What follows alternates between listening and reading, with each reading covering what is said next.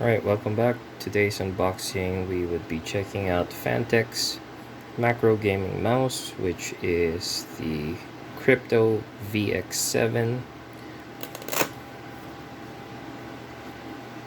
Alright, that's how it would look like. Pretty fancy box, has that Velcro, I like that. Gives you a preview of what the item would look like.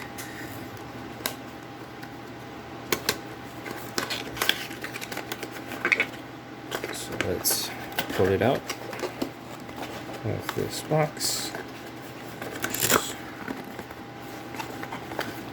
Kind of giving me a hard time.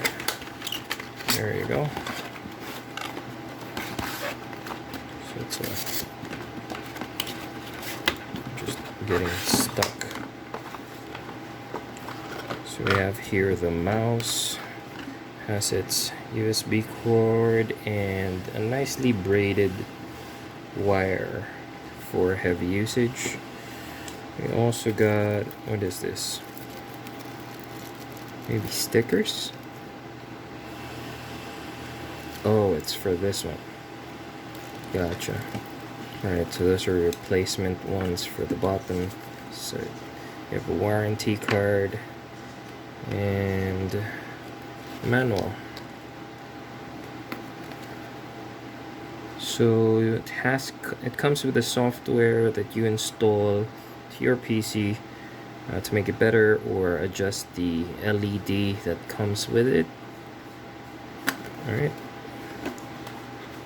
so that's what the box looks like, and let's plug it in to see what colors it comes with in default. Let's just remove the zip tie.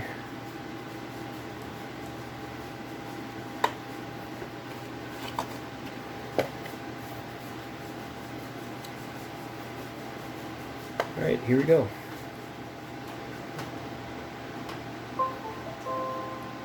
There we go. It's now setting up to my PC.